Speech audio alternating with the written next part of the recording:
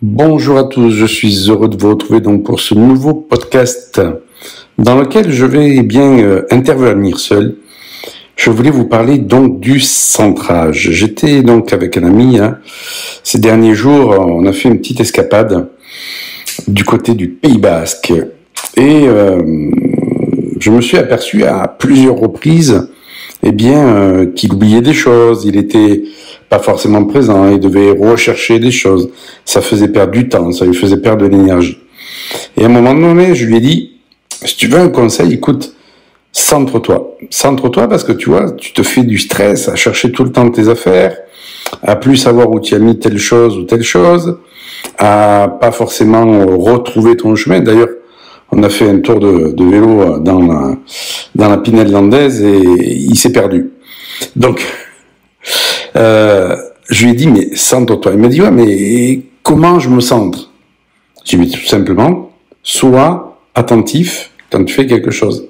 Au lieu de faire les choses par automatisme, quand tu poses tes clés, sois vraiment présent quand tu poses tes clés. Quand tu poses ton portefeuille quelque part ou ton téléphone, sois vraiment présent quand tu le poses, plutôt que de penser à autre chose.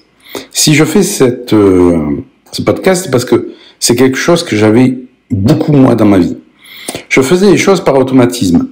Je posais quelque chose, les clés, téléphone. On me disait, tiens, il y a un rendez-vous, je ne le notais pas forcément, et puis j'oubliais le rendez-vous. Et je me suis aperçu que, je passais beaucoup d'énergie, je passais beaucoup de temps à devoir rectifier, à devoir chercher, à devoir penser à telle chose, en me disant, mais t'as oublié quelque chose, mais où tu as mis tes clés, mais où tu as mis ton portefeuille, mais où tu as mis tes lunettes. Même jusqu'à par savoir parfois où je garais la voiture. Parce que j'étais dans mes pensées, j'étais dans mes préoccupations, et je faisais les choses par automatisme. Et en fait, quand on se centre, on va économiser beaucoup d'énergie. Alors que quand on est dispersé, on disperse son énergie. Alors, comment faire? Je l'ai indiqué, c'est être pleinement présent quand on fait quelque chose. Je pose mes clés quelque part, je suis conscient que je pose mes clés à cet endroit. Le plus simple est d'avoir un endroit, je dirais, destiné à telle chose, chaque chose à sa place. Mais quand on est en vacances, en déplacement, la tâche peut être plus difficile. Et il a passé 2-3 jours à chercher à chaque fois des affaires, parce qu'il les retrouvait plus, alors où est-ce que j'ai mis, et à ouvrir la valise, et à ouvrir son sac, chercher dans son sac à dos, revenir en arrière, parce qu'il avait oublié quelque chose. Non pas qu'il ait Alzheimer, loin du tout, absolument pas, mais tout simplement, absence de conscience dans ce qu'on fait, c'est ce que j'appelle le centrage. Du moins, c'est une partie du centrage. Quand on apprend à se centrer, comme je l'ai dit, on économise de l'énergie, on évite du stress, on évite de sécréter du cortisol parce que c'est jamais marrant d'avoir oublié son portefeuille à l'hôtel, par exemple, ou au restaurant, ou de pas savoir où on l'a mis en pensant qu'on a oublié au restaurant. Ça, c'est une partie du centrage. L'autre partie du centrage, je dirais, c'est aussi se centrer par rapport à ses émotions. Ne pas se laisser embarquer par ses émotions. Une émotion, elle est là pour être vécue. Puisque quand on regarde le sigle émotion, si on partage le E, si on décale le E, c'est le sigle d'énergie. Motion, c'est le mouvement. Donc c'est l'énergie de mouvement, ou l'énergie par le mouvement, ou l'énergie en mouvement. Donc une émotion, c'est une énergie en mouvement. Donc il ne faut pas réfréner ses émotions. Parce que quand on n'exprime pas ses émotions, elles vont s'imprimer dans le corps à un retardement et créer ce qu'on appelle les refoulements, ce qui n'est jamais bon pour le corps. Donc l'émotion, elle est là pour être exprimée. Mais maîtriser ces émotions, en fait, c'est leur laisser libre cours pendant un instant, mais pas un temps indéfini. Parce que sinon, l'émotion, elle nous emporte. Et on arrive à vivre une émotion trop longtemps. Il y a des personnes qui vivent des émotions de nostalgie, de tristesse, de colère, sans arrêt. Parce que c'est plus une émotion qu'ils ressentent, cette émotion en fait est devenue une humeur. Et une humeur peut devenir un tempérament. Et c'est comme ça qu'on rencontre des personnes qui sont sans arrêt en colère, alors qu'il n'y a rien de réel dans leur vie qui peut les mettre en colère. Mais un rien peut les mettre en colère. C'est devenu en fait une humeur, un tempérament. Et on retrouve ça pour la tristesse, on retrouve ça pour toutes les émotions dites négatives, mais qui ne sont pas négatives, parce qu'elles sont là pour nous enseigner quelque chose, mais qui sont lourdes à vivre. Pareil pour la nostalgie, pareil pour la tristesse et toutes ces émotions-là. Et le centrage permet en fait de ne pas se laisser embarquer à la dérive par ces émotions-là. C'est se dire, voilà, j'ai un temps imparti qu'on va pas définir à l'avance, mais voilà, je vais vivre cette émotion à fond, voilà, pendant un temps imparti. Et ensuite, stop. Comment je peux faire ce stop? Eh bien, avec la respiration, respiration profonde, et en revenant sur des pensées plus agréables. Ça, c'est une façon de se centrer. Une deuxième façon de se centrer, c'est avec ses mains. C'est un geste qu'on fait souvent, ça, on peut arriver à passer la main devant soi pour la centrer devant son visage. Et on peut faire ça avec ses deux mains, une par-dessus l'autre, donc une au niveau du menton, par exemple, et l'autre au-dessus du front, au niveau du front, et réunir ces deux mains à une ligne médiane qui traverse notre corps, je dirais, de façon verticale. Ça, c'est une deuxième manière de se centrer qui est très efficace. Et quand on sent que notre mental, notre émotionnel nous embarque, nos pensées incessantes, nos automatismes, revenir au moment présent, se centrer avec ses mains, respirer profondément et se dire là, à l'instant où je suis, qu'est-ce que je fais, qu'est-ce que je suis en train de faire. Parce que sinon on passe sa vie en mode automatique. Et beaucoup de gens passent leur vie en mode automatique. Et je dirais, quelque part, passent à côté de leur vie de ce fait. Et donc il m'a dit, ouais, je vais faire un effort pour me centrer. En fait, il se rend bien compte qu'il perd beaucoup d'énergie à ça. Et c'est malgré lui, hein, c'est parce que bien plein de projets dans la tête, plein de préoccupations, quelques soucis, sûrement, bien entendu, comme chacun d'ailleurs, comme tout un chacun. On est tous pris par nos préoccupations. Et en fait, on laisse nos préoccupations prendre le dessus sur notre vie et je dirais ternir quelque part la qualité de vie que l'on peut avoir. Parce que quand on sait ce qu'on fait, où on a mis ses affaires, ce qu'on doit faire après, profiter pleinement du moment présent, mais sans se disperser, waouh, quel gain d'énergie et de sérénité. Le centrage, c'est vraiment ça. C'est, voilà, je suis pleinement présent ici, je sais ce que je fais, je suis conscient à 100%. J'ai une émotion qui me prend, je ne la refoule pas, parce que y a quelque chose qui me contrarie, je l'exprime. Si c'est la colère, je peux exprimer cette colère en dansant.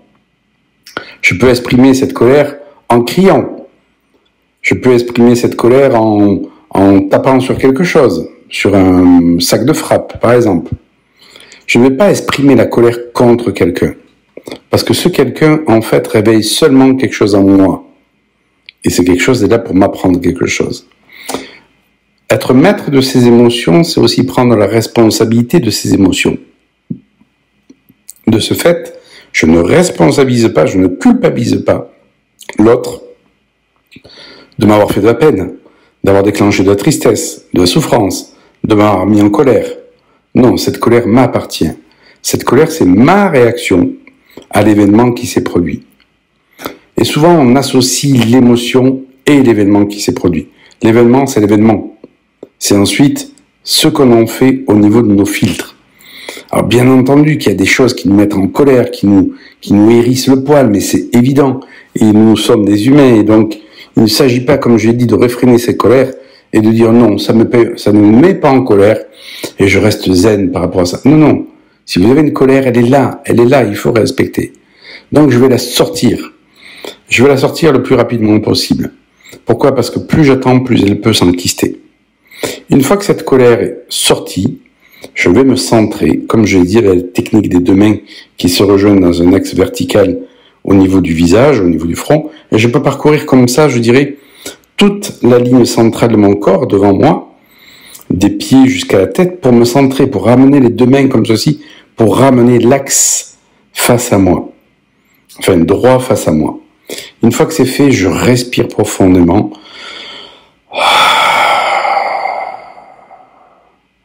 Et je reviens à l'événement précis.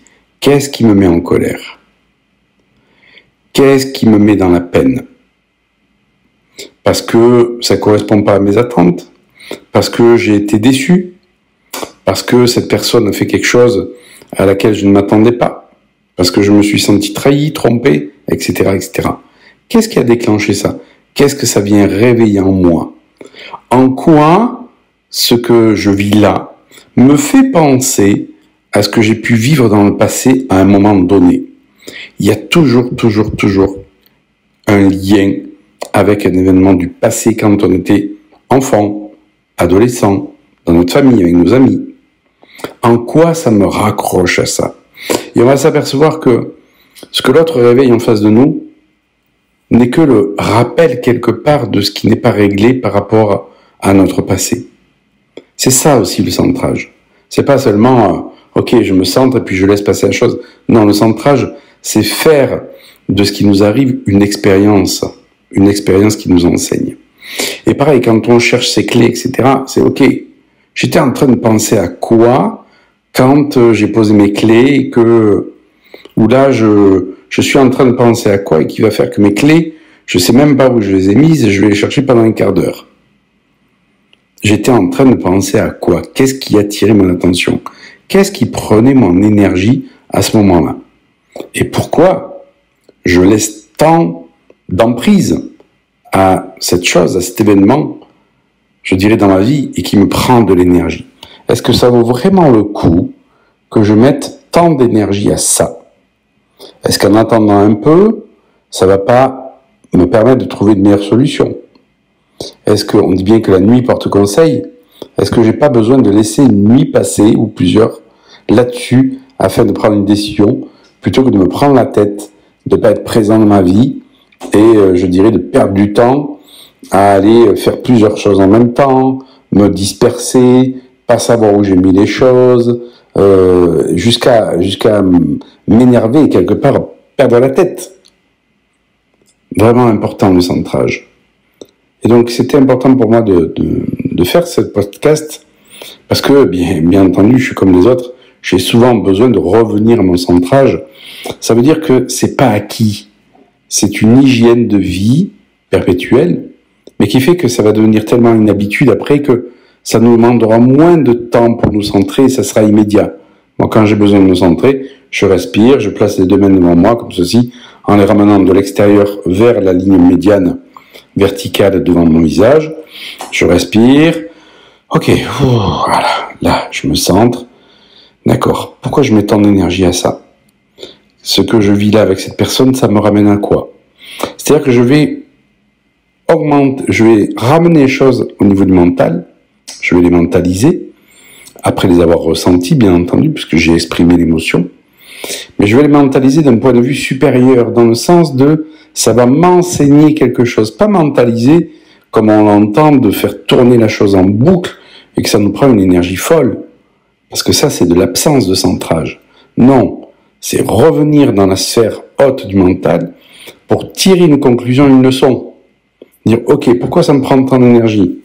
Pourquoi je mets tant d'importance au fait que, il n'a pas ou elle n'a pas correspondu aux attentes que j'avais par rapport à lui?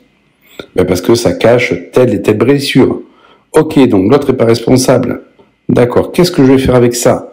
Qu'est-ce que je fais avec cette question essentielle qui est derrière? Cette blessure qui fait que j'avais des attentes démesurées et que l'autre ne peut pas correspondre aux attentes que j'ai. Posez cette question. Si vous ne trouvez pas la réponse de suite, mettez-la sur papier. Laissez faire, laissez venir. Vous pouvez demander conseil aussi aux personnes qui vous entourent, parce que souvent, quand on est extérieur à la situation, on y voit beaucoup plus clair. Donc n'oubliez pas de vous centrer le plus souvent possible dans la journée. Observez tout tous les moments dans la journée où vous n'étiez pas attentif. Combien de personnes ne sont pas attentives en voiture et sont en mode automatique? Et moi qui suis motard, je dirais c'est effarant. Si on n'a pas l'attention décuplée, mais vous vous faites renverser à tous les virages. Parce que la plupart des gens vivent en automatisme. Parfois même, vous les klaxonnez et ils réagissent même pas. Donc, absence de conscience, absence de centrage, absence de présence, tout ceci va de pair. Vivons notre vie avec conscience, centrage, présence, pour avoir une vie d'une autre qualité. Voilà, j'étais heureux de vous partager cette petite expérience, qui est toute fraîche, elle date d'il y a 2 jours. Et n'hésitez pas donc à vous abonner à ma chaîne YouTube, à partager, à commenter, et puis à rester fidèle à ces podcasts. Allez, ciao, ciao, à tout bientôt, prenez soin de vous.